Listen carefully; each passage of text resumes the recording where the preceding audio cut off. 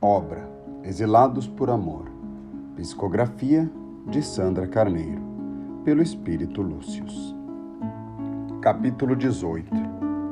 As pedras eram sobrepostas cuidadosamente, cortadas com medidas precisas, e instrumentos projetados e construídos especialmente para esta finalidade, sob orientação do próprio arquiteto. Assombrava aos escravos e aos assessores egípcios a engenhosidade das técnicas empregadas por Amenhotep. Os escravos trabalhavam desde o amanhecer até a noite alta. Muitos deles não suportavam a jornada exaustiva e tombavam sob o peso da labuta infindável. Nitetes não podia ignorar o que se passava à sua volta. Dedicava-se à pintura com desvelo, mas corria em socorro dos escravos assim que percebia que um deles estava exausto demais. Rapidamente, ela conquistara a simpatia de Ami, que fingia não notar como tratava os escravos. Sem condições de ajudá-los pessoalmente, pois tinha de cumprir as ordens de Amenhotep, ele deixava que Nitetes atendesse a todos que necessitassem de ajuda. Amenhotep, por outro lado, entregue à paixão desenfreada por Iarete, tornava-se dia a dia mais distante e insensível. Afastava-se da irmã, dificultando a convivência que ela tanto havia desejado. Viam-se pouco, e quando conversavam, era na construção, sempre ocupados com as pinturas e as esculturas em andamento na câmara mortuária. Nessas raras oportunidades, Nitetes procurava aproximar-se o mais que podia do irmão, recordando algum episódio agradável da infância ou a imagem querida dos pais. Quase nunca obtinha sucesso, porque pouca atenção Amenhotep dava às lembranças de família. Parecia hipnotizado e dominado por Iarete e pela própria ambição de poder. Naquela tarde, Nitetes trabalhava em uma das ilustrações do faraó, diante da efígie de Ra, numa sequência de imagens que pretendiam retratá-lo como enviado e escolhido dos deuses. Amenhotep chegou sem que ela percebesse e ficou avaliando a perfeição do trabalho da irmã. Encantou-se com a maestria com que ela transferia para as pedras a história do Egito e de seu povo. Analisou detidamente cada detalhe, demorando-se em notar a perfeição das vestes do faraó, seus adornos e traços fisionômicos. Totalmente compenetrada, entregue à tarefa que executava, Nitetes estava linda, esplendorosa. Amenhotep a observava enlevado. Pouco reparava na irmã. Porém, naquele momento, tendo a atenção despertada pelo trabalho grandioso que ela desenvolvia, percebeu como era e pensou que parecia uma deusa trabalhando no paraíso.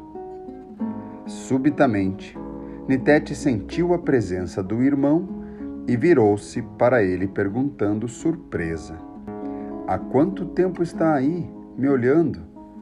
Ele sorriu e respondeu: "Faz bastante tempo. Você está divina, tão compenetrada no trabalho, e sua pintura está admirável. É muito mais talentosa do que eu havia imaginado. Fiz muito bem em trazê-la para cá. Está maravilhoso, Nitetes. O resultado de sua arte é perfeito, como se viesse diretamente das mãos dos deuses." Achando graça no entusiasmo do irmão, Nitetes respondeu: "Ora, Amenhotep, Está ficando bonito, mas também não é tudo isso que está dizendo. Como não? Ninguém encontrará uma obra tão linda em todo o Egito. Você me surpreendeu, Nitetes. Feliz por ver o irmão satisfeito, ela abriu um lindo e sincero sorriso e afirmou, com sua peculiar simplicidade: Você exagera, meu irmão. Amenhotepe abraçou-a com carinho e ralhou: Pare de se diminuir, seu trabalho é esplêndido. Os dois sorriam, abraçados, enquanto examinavam os detalhes da pintura, quando atrás deles ouviu a voz irritada de Iarete. Alguma coisa de bom você deve ter, Nitetes. Do contrário, seu irmão já a teria mandado daqui para bem longe. Não é, Amenhotepe? Imediatamente, ele soltou a irmã e afastou-se dela. Em seguida falou, aproximando-se de Iarete. O que faz aqui? Andar no interior da obra pode ser perigoso. Temos pedras subindo e descendo em todos os lados. Vamos, é melhor que volte para o palácio. Estacando à frente de Nitetes e mantendo o olhar fixo na irmã do poderoso ministro-chefe, Iarete mediu-a de alto a baixo e, com desprezo, interpelou-os. Quando termina seu trabalho? Nitetes buscou com os olhos o apoio do irmão, que permaneceu calado, sem olhar para ela. A jovem, então, respondeu: Não sei dizer ao certo. Creio que ainda deve demorar um pouco, pois a construção é grande. Acho melhor se apressar, pois o faraó manda avisar que deve chegar em breve.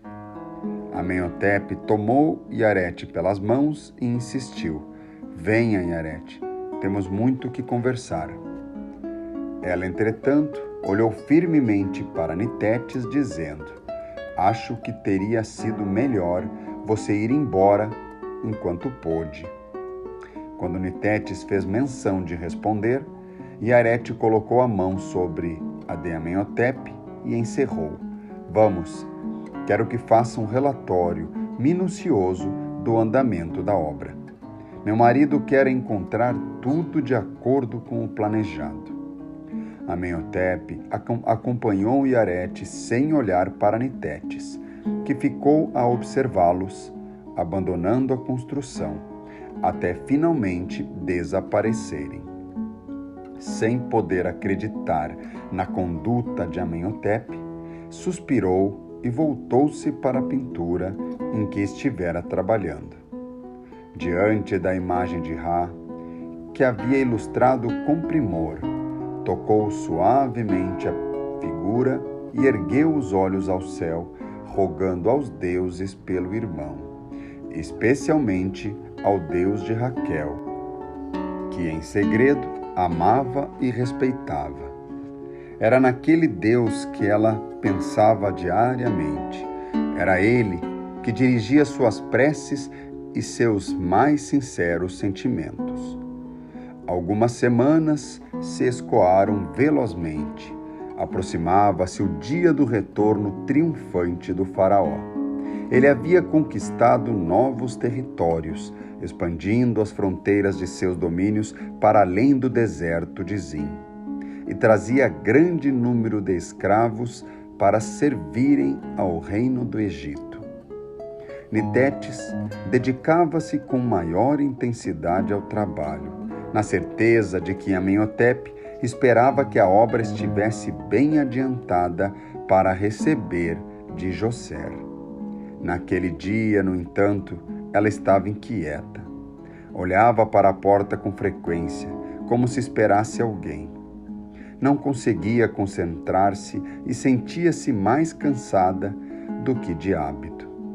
Ami não pôde deixar de notar a agitação da moça e perguntou: Você está bem, Nitetes?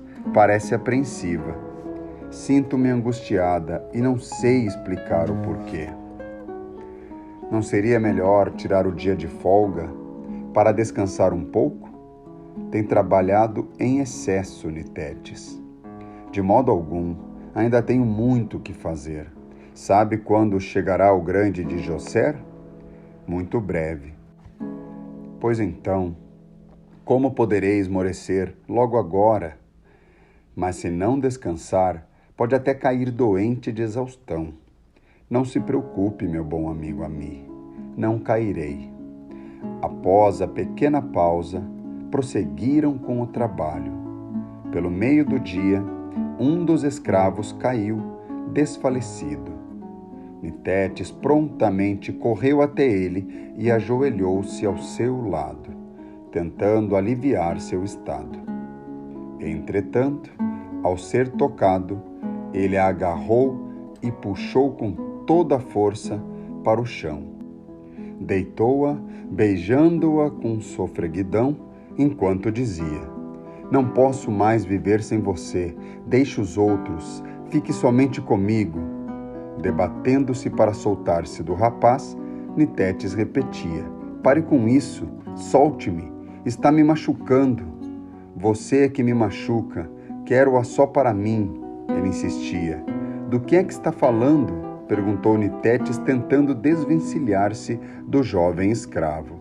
Novamente foi beijada à força, até que enfim conseguiu livrar-se e se levantou depressa, limpando as vestes. Deparou então com a rude figura do sumo sacerdote e companhia de Iarete, que com sorriso maldoso e olhar fulminante, falou: Eu não o preveni, Rudamon. Essa mulher está desrespeitando o túmulo do faraó. Quero que seja expulsa imediatamente. Nitetes tentou explicar. Está havendo algum engano. Rudamon interrompeu-a ríspido. Cale-se. Eu não podia acreditar até ver com meus próprios olhos. Que imundice! Saia já e não ponha mais seus pés sujos nesse santuário. Mas saia e não diga nem mais uma palavra, se não quiser morrer aqui mesmo. Assustada e humilhada diante de todos, Nitetes saiu cabisbaixa e muda. Quando estava fora da câmara, ainda tentando entender o que se passava, Rudamon saiu e ordenou a 2 soldados: levem-na para a prisão. Depois decidirei o que fazer. Nitetes gritou: Por favor, senhor, não fiz nada. Está havendo algum engano. Aquele escravo agarrou-me à força. Sei bem o que os meus olhos viram. Cale-se e obedeça. Ao retornar ao interior do templo, dizia: Que ideia! Deixar uma mulher fazer o trabalho que pertence aos homens. Só poderia vir de um homem como Amenhotepe. Iarete olhou de viés para Rudamon, observando-lhe as reações, depois disse: É aviltante. É melhor que fale com o irmão dela.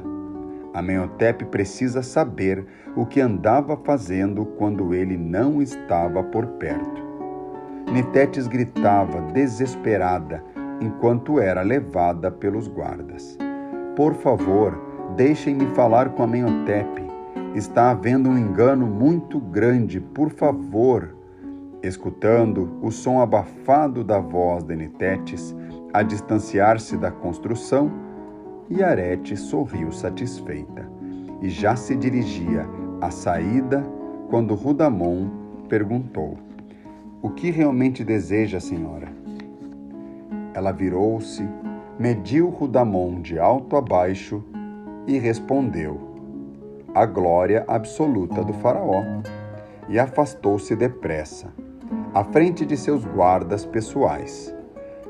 Rudamon a acompanhou com os olhos, depois contemplou o monumento inacabado e sorriu exultante. A obra estava parada, e isso certamente prejudicaria Amenhotepe. Ao receber notícia do ocorrido, o arquiteto indignou-se. Foi o próprio Ami quem lhe trouxe as informações. Não posso crer, Ami. Minha irmã? Não consigo compreender, senhor. Nitetes sempre foi tão comedida e recatada, não posso imaginá-la fazendo aquilo. de que a acusa. Amenhotepe pensou por instantes e perguntou: levaram-na para a prisão? Sim. Não dá para acreditar. Agora a obra está parada. Sem dizer mais nada, Amenhotepe saiu nervoso e foi direto para o quarto de Arete. Esta, que já o esperava, ao ser interrogada, respondeu ardilosa. Ela se encontrava com eles às escondidas. Ninguém nunca viu, mas tenho meus súditos fiéis, que não deixam nada passar despercebido. Assim que soube como ela estava se comportando, tomei as medidas necessárias para protegê-lo, meu querido. Se o fato se espalhasse, poderia prejudicar a construção de Djoser. E abraçando-se a ele, continuou: mande-a para longe daqui. Os eunucos terminam o trabalho que ela começou. Não perca mais tempo com ela. Liberte-a, pois é sua irmã, e mande-a embora. Ela improvisou ligeira pausa e, em seguida, acariciando-lhe a mão, deu o golpe final. Ou, melhor ainda, deixe comigo. Eu mesma vou pedir clemência a Rudamon em seu nome. Você nem precisa desgastar-se indo até ele. O tempo corre e Djoser está para chegar. Não perca mais tempo, Amenhotepe. Deixe que agora eu resolvo a situação. Mando-a embora e logo o caso estará esquecido. Após breve reflexão, Amenhotepe concordou. Está bem. Não estou em condições de me indispor com minha irmã. Mande que seus soldados a levem para casa. E saindo do quarto de Arete, beijou-a com paixão e disse: tenho pouco tempo e muito a fazer. Sorrindo, Arete falou baixinho enquanto ele se afastava: isso mesmo, Amenhotepe. Deixe que eu resolvo seus problemas.